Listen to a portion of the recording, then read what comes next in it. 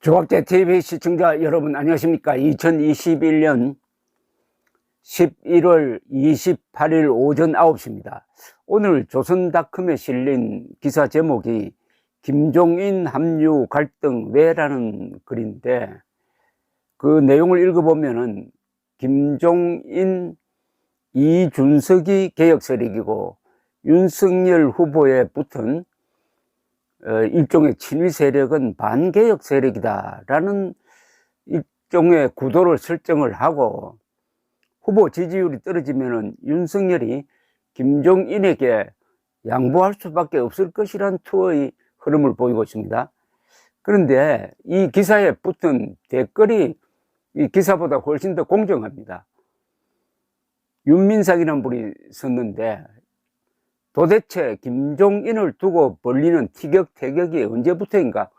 선거운동은 막살하고 80대 노인한테만 매달리다가 꽁도 매도 다 놓칠 것인가? 이건 답답한 정도가 아니라 윤석열 캐릭터 문제다.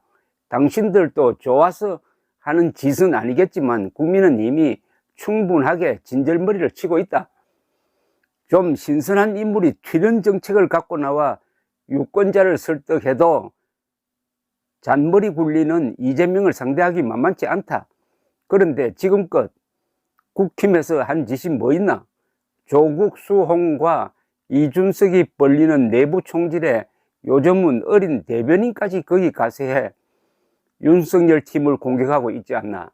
이게 선거를 앞둔 정당 조직 맞나? 아예 지기로 작정하고 나온 더민당 들러리인가? 이 글은 찬성 42 반대 3으로 평가되었습니다. 그런데 지난 18일에도 조선일보는 김종인 편을 드는 기사를 실었습니다. 제목은 33년 숙적 이해찬 김종인 마지막 승부 펼치나, 여야 선대위 총괄 지휘 대선 막후 대결 가시화였습니다. 국민의힘 윤석열 대선 후보가 지난 17일 김종인하고 81세라고 써놨습니다. 전 비상대책위원장과 만나 총괄선거대책위원장직 수락을 정식으로 요청한 것으로 알려지면서 이번 대선에서도 김 전 위원장의 등판이 확실시되고 있다는 게 이 기사의 요지인데, 이것은 현재로는 이 예상이 맞지 않고 있습니다. 더불어민주당에서는 선대위 상임고문을 맡은 이해찬 전 대표가 전면에 나서서 이재명 후보를 지원해야 한다는 목소리가 커지고 있다. 양당 모두 컨트롤 타워가 절실한 상황에서 대선 승리 경험이 풍부한 김 전 위원장과 이 전 대표 등판론에 힘이 실리고 있다. 그런데 이 기사는 이렇게 전개됩니다. 국민의힘에 따르면 윤 후보는 이날 김 전 위원장을 서울 모처에서 만나 선대위 인선안을 논의했다면서, 국민의힘 관계자는 김 전 위원장이 윤 후보가 들고 온 인선안을 막판 조율한 뒤 조만간 선대위 총괄선대위원장을 수락할 것이라고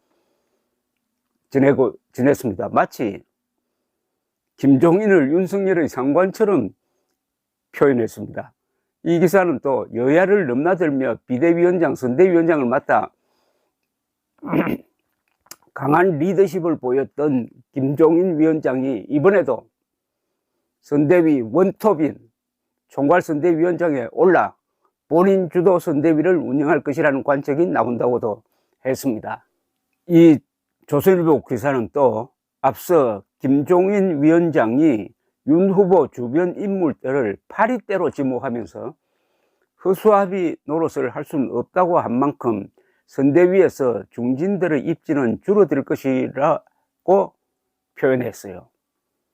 어쨌든 상당히 김종인에게 유리한 기사 흐름이었는데, 문제는 김종인이 갖고 있는 근원적 문제점, 뇌물증과 나이, 비례대표를 5번이나 한 좌우를 넘나든 행각, 막말, 안철수와의 갈등, 무엇보다도 작년 미래통합당 총선 패배의 책임 등에 대한 지적은 하나도 없습니다. 이 조선일보의 김종인 띄우기는 작년 총선 직전 상황을 연상시킵니다. 그때 조선일보는 황교안 미래통합당 대표의 종로구 출마를 아주 강권하다시피 했습니다. 출마하지 않으면 비급자가 된다는 식이었습니다. 이 마지못해 출마한 황교안 대표는 김종인 씨에게 선거 지휘를 맡기고 힘겨운 지역구 선거운동을 하다가 다 잃었습니다. 그때 조선일보 칼럼 하나의 제목은 꼬리 내린 장수가 무엇을 하나였습니다. 그 첫 줄이 황교안 대표에게 가장 궁금한 것은 그가 나라를 구하기 위해 나선 것인지 아니면 대통령 자리에 올라보겠다고 정치를 하는지다. 이 문장을 읽었다면 황교안 대표는 아마 상당한 스트레스를 받았을 것입니다. 그리고 이 칼럼이 나온 직후에 종로구 출마를 선언했습니다. 이 한국의 정치부 기자 또는 정치부 기자 출신 논설위원들은 이 여의도 중심으로 활동하면서 국회의원들만 상대하다가 민심이나 상식을 잃어버리고 큰 흐름을 놓치는 경우가 많습니다.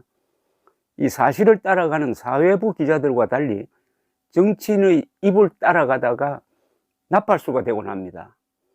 한국 정치의 문제점, 그 반 이상은 기자답지 않은 정치 기자들의 수입니다. 금방진 혼수.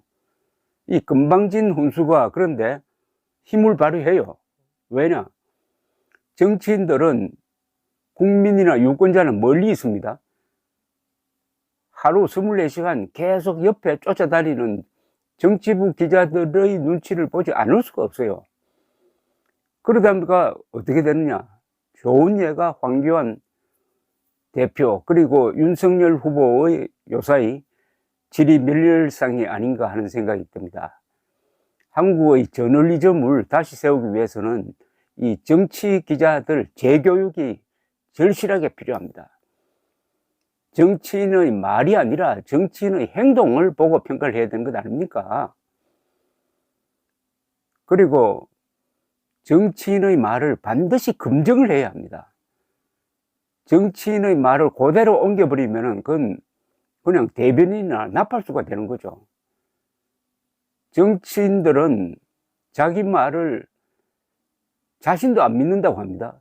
그래서 정치인들은 자기 말을 믿는 사람을 보면 깜짝 놀란다는 겁니다.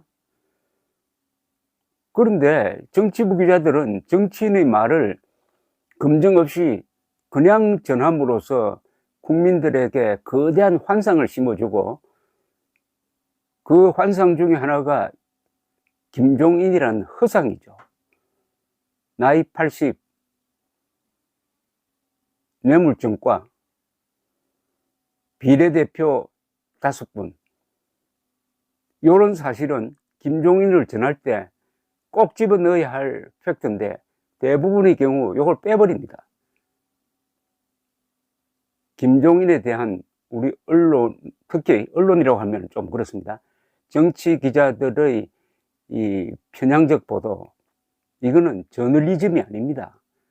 저널리즘의 대원칙은 사실은 신성하다, 논평은 공정하다, 공정하게, 이겁니다. 김종인에 대한 사실 보도를 정치 기자들이 제대로 하고 있느냐, 여기에 문제를 제기하는 겁니다. 감사합니다.